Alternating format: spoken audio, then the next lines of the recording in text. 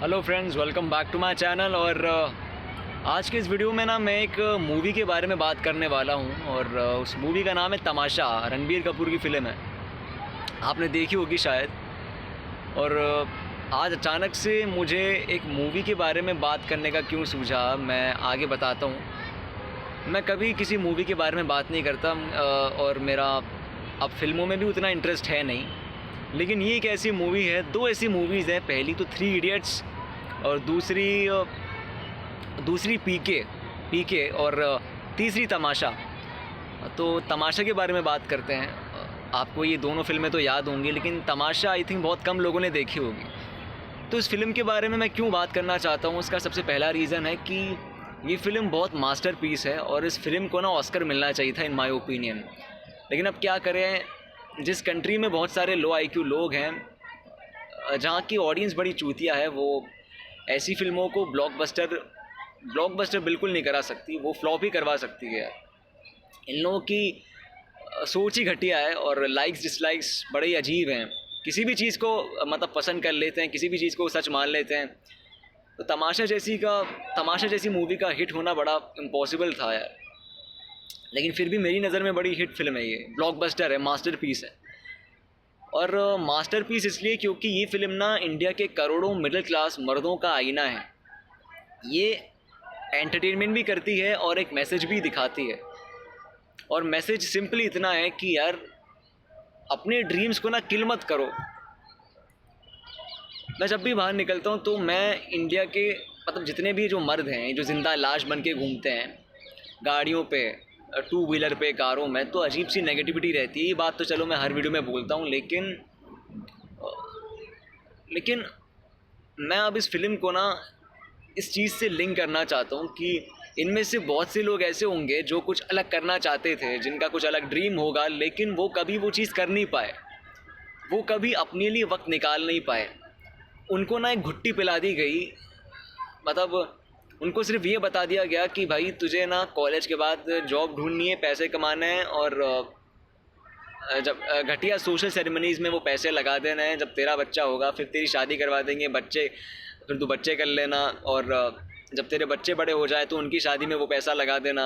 बस social status maintain रहना चाहिए, क्योंकि उनके पेरेंट्स ने भी, आपके और हमारे पेरेंट्स ने भी यही सब किया है बचपन से लेके आज तक उन्होंने यही देखा है। तो यही पैटर्न, यही कल्चर वो फॉलो करते आ रहे हैं। अब यही कल्चर, यही पैटर्न वो हम लोगों पर भी थोपना चाहते हैं, इम्पोज करना चाहते हैं कि तुम भी यही करो। लेकिन आज का ज़माना चेंज हो रहा है, वो ये चीज़ समझते नहीं हैं। तमाशा इसी स्टोरी पर बेस्ड है कि रणबीर कपूर कुछ अलग करना चाहता है। वो आई थिंक स्टेज आर्टिस्ट बनना चाहता है मूवी में, लेकिन उसे इंजीनियरिंग की फील्ड में डाल दिया जाता है। उसका जो बाप होता है वो उसे इंजीनियरिंग की फील्ड में डाल देता है और आगे चल के वो प्रोडक्ट मैनेजर बन जाता है रणबीर कपूर। लेकिन फिर उसके बाद उसे कई सारी साइकोलॉजिकल प्रॉब्लम्स होने लग जाती हैं कि उसके जो अंदर की पर्सनालिटी है रियल पर्सनालिटी, वो किल हो जाती है। यानी कि उसके जो अंदर का रियल बंदा होता है वो बाहर नहीं आ पाता जैसा वो रियल में है।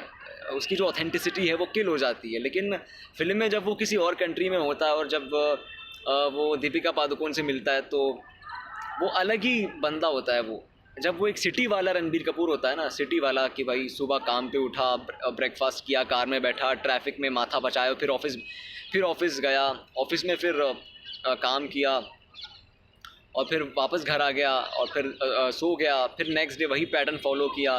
तो यही एक सड़ा हुआ पैटर्न इंडिया के करोड़ों लोग फॉलो करते हैं, लेकिन कभी भी कुछ नया ट्राई करने की कोशिश नहीं करते, नई तरीके से लाइफ को जीने की कोशिश नहीं करते। तो इसी पर मूवी बेस्ड है ना। तो इसलिए मुझे मूवी काफ़ी पसंद आई कि यार, मुझे समझ नहीं आता, ये बड़ी ताज्जुब करने वाली बात है कि ये लोग कुछ नया सोचते क्यों नहीं है। इनके दिमाग में क्या भरा पड़ा है यार। मैं ये नहीं बोल रहा कि यार आप रिस्पॉन्सिबिलिटीज़ मत उठाओ, फैमिली के लिए अर्न मत करो, बिल्कुल करो यार, पेरेंट्स के लिए तो करना ही चाहिए। मेरा भी ड्रीम है कि मैं भी करूं, लेकिन सिर्फ रिस्पॉन्सिबिलिटीज़ उठाते रहना और ज़्यादा पैसे कमाने की होड़ में रहना कि यार हम तो मर्द हैं, हम तो दूसरों के लिए बने हैं, भाई दूसरों के लिए जीना हमारा ये कर्तव्य है, वगैरह वगैरह। ऐसे डायलॉग्स ने तुम्हारे दिमाग की छोड़ो यार। अरे भाई, मर्द हैं तभी तो बोल रहा हूँ कि अपने लिए भी जीना पड़ेगा भाई, वरना दिमाग की वाट लग जाती है, जो कि लग चुकी है। इंडिया के करोड़ों मर्दों की दिमाग की वाट लग चुकी है। क्योंकि मैंने अभी अभी बोला ना कि इन लोगों को हमेशा से ये बताया गया है कि भाई तुम्हारा काम है रिस्पॉन्सिबिलिटीज़ उठाना, शादी करके बच्चे करना, फिर बस ऐसे ही कुत्ते की तरह जीते रहना, काम पे जाना।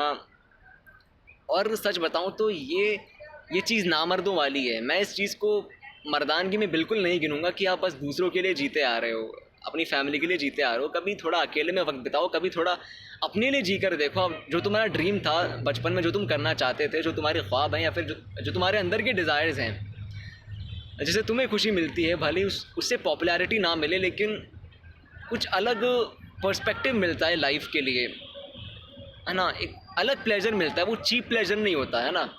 एक बार वो करके देख यार, एक बार उसमें टाइम लगा। जब कोई बंदा ये चीज़ करता है ना तो फिर वो मर्द बनता है। मैं उसे नामर्द बोलूँगा जो बल्कि यही सोचता आ रहा है कि हाँ हम तो मर्द हैं, हम तो दूसरों के लिए जीते हैं। जो इस मेंटालिटी वाला मर्द होता है ना, वो एक नंबर का नामर्द होता है इन माय ओपिनियन। तो बस इन लोगों की यही मेंटालिटी है कि हम तो बस दूसरों की रिस्पॉन्सिबिलिटीज़ उठाते रहेंगे, लेकिन अपने लिए कभी जिएंगे नहीं, अपने ड्रीम्स को कभी फॉलो नहीं करेंगे। इन लोगों को बस हमेशा से ये बताया ही गया। तो बस हाँ, रणबीर कपूर प्रोडक्ट मैनेजर बन जाता है फिल्म में, उसे फिर कई सारी साइकोलॉजिकल प्रॉब्लम्स होती है। क्योंकि फिर वो सफोकेशन में जीने लग जाता है। वो उस नई आइडेंटिटी से कनेक्ट नहीं कर पाता। प्रोडक्ट मैनेजर वाली जो उसकी आइडेंटिटी होती है, वो जो एवरेज मेंटालिटी वाला मिडिल क्लास होता है ना, उस आइडेंटिटी से वो रिलेट नहीं कर पाता कि हाँ मैं ये बंदा हूँ, हाँ मतलब मैं प्रोडक्ट मैनेजर हूँ, मैं काम पे जाता हूँ। वो इस चीज़ से रिलेट नहीं कर पाता क्योंकि वो उसके लिए बना ही नहीं है। उसकी जो अंदर की जो पर्सनालिटी होती है, होता है ना कीड़ा कि यार मैं ऐसा बंदा हूँ, एकदम खुला दिमाग का, ओपनली कुछ भी बोल लेता हूँ, कैसा भी मतलब मैं रिएक्ट कर देता हूँ, मेरी हरकतें मतलब बचकानी है लेकिन मैं ऐसा ही हूँ, मुझे इसमें खुशी मिलती है। वो पर्सनालिटी उसकी तब निकलती है, तब वो शो करता है जब वो किसी दूसरी कंट्री में होता है। लेकिन जब वो सिटी वाला बंदा होता है तो फिर वो बड़ा ही सीरियस सिंसियर गाय होता है, और उसे उस साइकोलॉजिकल प्रॉब्लम की वजह से कई सारी वो अजीब हरकतें करने लग जाता है, क्योंकि फिर वो सफोकेशन में जीता है ना। एक टाइम के बाद उसे तलब लगती है कि अब मैं अपनी रियल पर्सनालिटी शो करूं, क्योंकि वो उसे सहन नहीं हो पाता। वो उस आइडेंटिटी में घुट घुट के जीता है, वो उस आइडेंटिटी का बर्डन उठा नहीं पाता जो उसकी बना दी गई है प्रोडक्ट मैनेजर वाली। वही काम पे जाने वाला बंदा, वही पुराने पैटर्न्स को फॉलो करने वाला बंदा। तो यही मेंटालिटी है साले इन लोगों की, कभी नई चीज़ फॉलो नहीं करते। आपने देखा होगा अपने आसपास के आपके जो मर्द हैं ना, पड़ोस में, आपकी फैमिली में, अरे यार वो लोग नहीं कर, तुम तो कर लो यार। बस मेरी यही कुछ बातें थी यार। फिर आगे चल के चलो वो बन भी जाता है, लेकिन ऐसा बहुत कम होता है। यही मैं देखता हूँ इन लोगों की शक्लों पे, जो जितने भी मिडिल क्लास इंडियंस घूम रहे हैं सड़कों पे जिंदा लाश बन के, अलग ही नेगेटिविटी रहती है चेहरे पे, क्योंकि कभी अपने ड्रीम्स को, डिज़ायर्स को फॉलो नहीं किया ना। आज़ादी छीनी नहीं ना, आज़ादी छीनते हैं। आज़ादी मिलती नहीं, आज़ादी छीनते हैं। कभी इन लोगों ने वो चीज़ किया नहीं, वो रेबल किया नहीं, इसलिए ये लोग घुट घुट के जीते हैं।